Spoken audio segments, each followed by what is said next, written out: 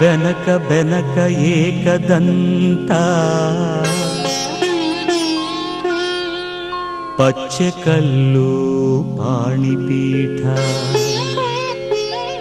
ಮುತ್ತಿನುಂಡೆ ಹೊನ್ನ ಗಂಟೆ ಒಪ್ಪುವ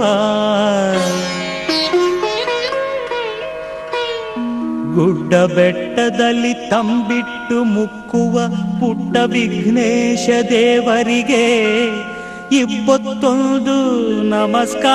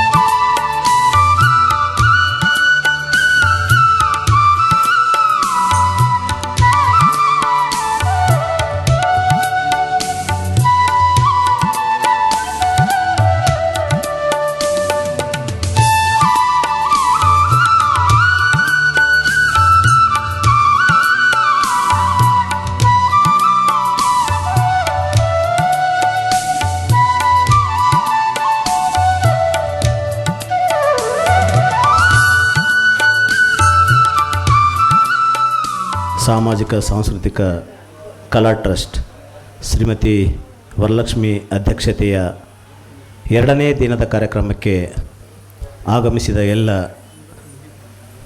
ಗಣ್ಯಮಾನ್ಯರಿಗೆ, ಕಲಾ ಅಭಿಮಾನಿಗಳಿಗೆ, ಕಲಾ ಪ್ರೋತ್ಸಾಹಕರಿಗೆ, ಪೋಷಕರಿಗೆ, ಮಕ್ಕಳಿಗೆ ಎಲ್ಲರಿಗೂ ಶ್ರೀಮತಿ ವರಲಕ್ಷ್ಮಿ ಅವರ ಪರವಾಗಿ ತಮಗೆಲ್ಲರಿಗೂ ಆತ್ಮೀಯವಾದ ಸ್ವಾಗತವನ್ನು ಬಯಸ್ತೇನೆ. ಚಪ್ಪಾಳೆ ಹೊಡ್ರಪ್ಪ ನಿಮಗೆ. ಯಾಕೆ? ಎಸ್, ನಮ್ದು ಹಾಗೆ ನೇರ ದಿಟ್ಟ ನಿರಂತರ. ಓಕೆ, ಇಂದಿನ ಕಾರ್ಯಕ್ರಮದ ಮುಖ್ಯ ಅಧ್ಯಕ್ಷತೆಯನ್ನು ಶ್ರೀಯುತ ಚಂದ್ರಶೇಖರ್ ಆರ್, ಸಹಾಯಕ ನಿರ್ದೇಶಕರು, ಕನ್ನಡ ಮತ್ತು ಸಂಸ್ಕೃತಿ ಇಲಾಖೆ, ಬೆಂಗಳೂರು, ದಯವಿಟ್ಟು ಸರ್ನ ಸ್ವಾಗತಿಸ್ಬೇಕಂತ ಕೇಳ್ಕೊಳ್ತೀವಿ. ದಯವಿಟ್ಟು ವೇದಿಕೆಗೆ ಬರಬೇಕು ಸರ್. ಸಾಹೇಬರು ವೆಲ್ಕಮ್ ಸರ್. ಈಗ ಕಾರ್ಯಕ್ರಮದ ಉದ್ಘಾಟನೆಯನ್ನು ಎಲ್ಲ ಗಣ್ಯರು ಜ್ಯೋತಿ ಬೆಳಗೋದ್ರ ಮೂಲಕ ಮಾಡಬೇಕು.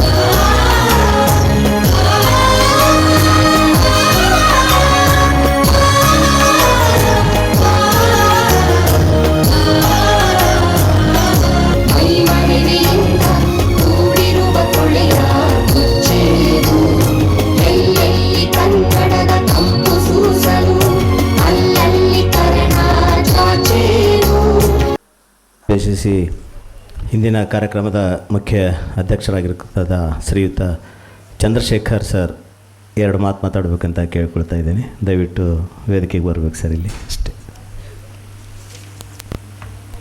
ಮೇಲೆ ಮಾತಾಡಬೇಕು. ನಾನಾಗೆ ಕೇಳ್ಕೊಂಡಿದ್ದೆ, ಕೆಲಸದ್ದು ಒತ್ತಡ ಇರೋದ್ರಿಂದ ಸ್ವಲ್ಪ ಒಂದೆರಡು ಮಾತಾಡಿ ಹೋಗೋಣ ಅಂತ. ನೋಡಿ, ಇವತ್ತಿನ ದಿನ ನಮ್ಮ ಅಮ್ಮನ ಮಡಿಲು ಸಾಂಸ್ಕೃತಿಕ ಸಾಮಾಜಿಕ ಕಲಾ ಟ್ರಸ್ಟ್ ವತಿಯಿಂದ 2 ಪ್ರಮುಖ ನಾಟಕಗಳನ್ನು ನಿನ್ನೆ ಹಾಗೂ ಇವತ್ತು ಪ್ರದರ್ಶನ ಮಾಡ್ತಿದ್ದಾರೆ. ನಾವು ಸುಮಾರು ಸಂಸ್ಕೃತಿ ಇಲಾಖೆ ವತಿಯಿಂದ ಕಳೆದ ವರ್ಷ 300ಕ್ಕೂ ಹೆಚ್ಚು ಸಂಸ್ಥೆಗಳಿಗೆ ಈ ರೀತಿ ಸಾಂಸ್ಕೃತಿಕವಾಗಿ ನಿರಂತರವಾಗಿ ಕಾರ್ಯಕ್ರಮ ಮಾಡ್ಕೊಂಡು ಬರ್ತಾರಂತ ಎಲ್ಲ ಸಂಘ ಸಂಸ್ಥೆಗಳಿಗೆ ಗುರುತಿಸಿ ಅನುದಾನವನ್ನು ಕೊಟ್ಟಿದ್ದೀವಿ. ವಿಪರ್ಯಾಸ ಅಂತಂದರೆ, ಈಗ ಯಾವುದೇ ಸಂಸ್ಥೆಗಳು ನಮ್ಮ ಇಲಾಖೆಯಿಂದ ಅನುದಾನ ತೊಗೊಂಡಿದ್ರೆ ಕಾರ್ಯಕ್ರಮ ಮಾಡುವಂಥ ಕಾರ್ಯಕ್ರಮಗಳಿಗೆ ಇವ್ರು ಕರಿಬೇಕಾಗತ್ತೆ. ನಾವು ಬಂದು ಹಾಜರಾಗಿ ಇವ್ರ ಕಾರ್ಯಕ್ರಮವನ್ನು ನೋಡಿ ಅದಕ್ಕೆ ನಾವು ಸಾಕ್ಷಿಭೂತರಾಗಬೇಕು. ಆ ರೆಕಾರ್ಡ್ಸ್ ಕೂಡ ಇವ್ರು ಪ್ರೊಡ್ಯೂಸ್ ಮಾಡಬೇಕಾಗುತ್ತೆ. ಆ ಕಾರಣಕ್ಕೆ ಇವ್ರು ಕರೆದಿರಬೇಕು ಅಂತ ಅಂದ್ಕೊಳ್ಳೋದಿಲ್ಲ. ಭಾಳ ಪ್ರೀತಿಯಿಂದ ಕರೀತಾರೆ. ಸುಮ್ಮನೆ ಒಂದು ಹಾಸ್ಯ ಮಾಡ್ಬೇಕನ್ನಿಸ್ತು, ಯಾರೂ ನಗಲಿಲ್ವಲ್ಲ ಅದಕ್ಕೆ ಇಲ್ಲಿ.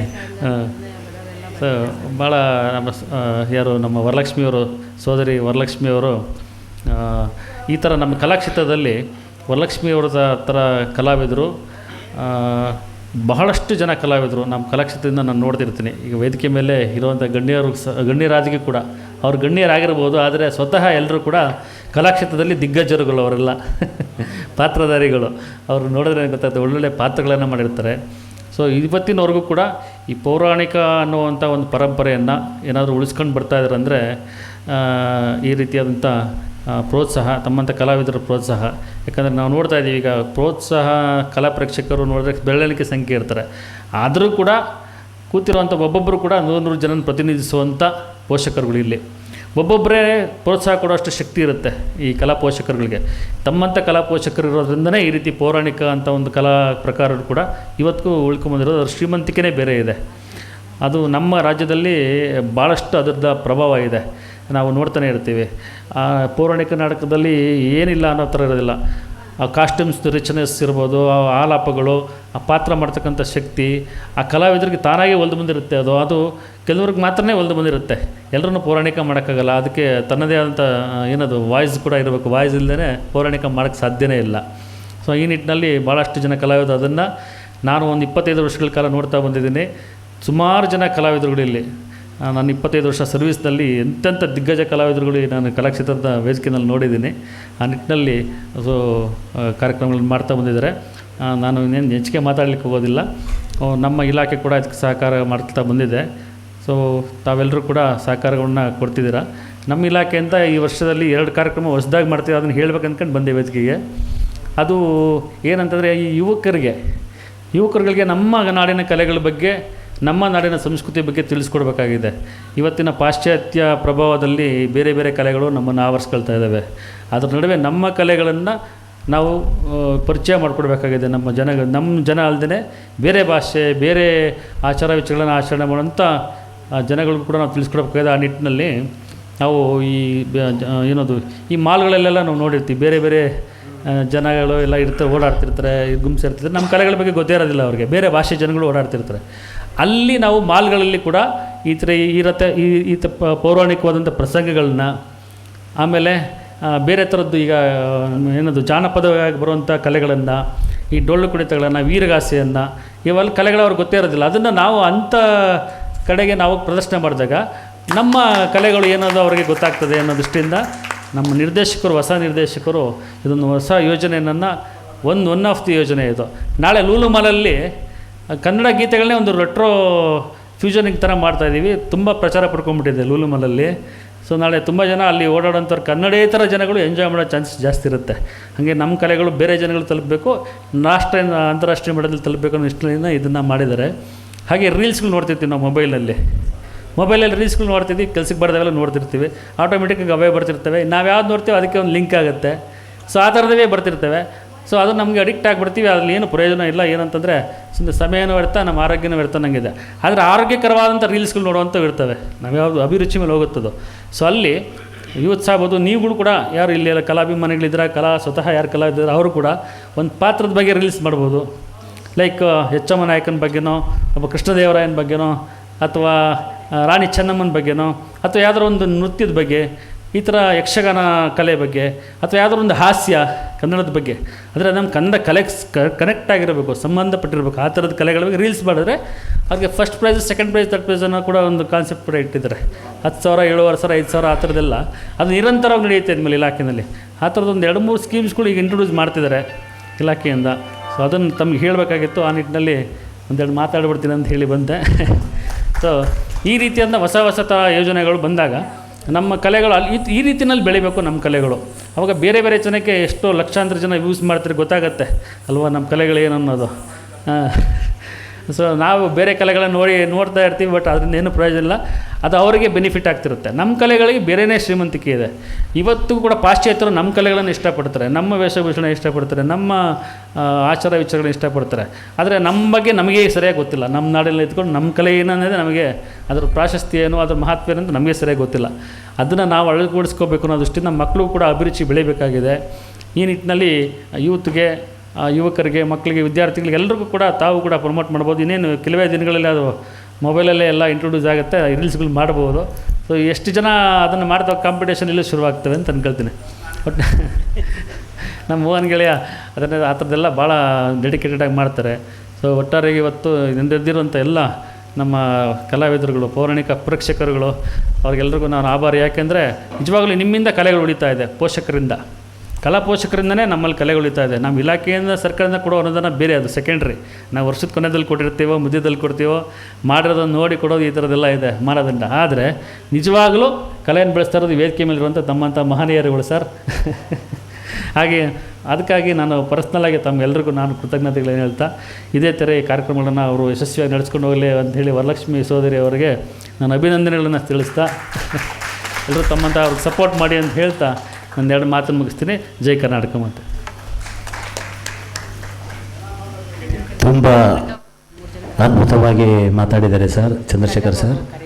ಈಗ ರಂಗಗೌರವ ಕಾರ್ಯಕ್ರಮ ಶ್ರೀ ನಾರಾಯಣಪ್ಪ ವಿ ಜಾಲಗೆರೆ ದಯವಿಟ್ಟು ವೇದಿಕೆಗೆ ಬರಬೇಕಂತ ಕೇಳ್ಕೊಳ್ತಾ ಇದ್ದೀನಿ.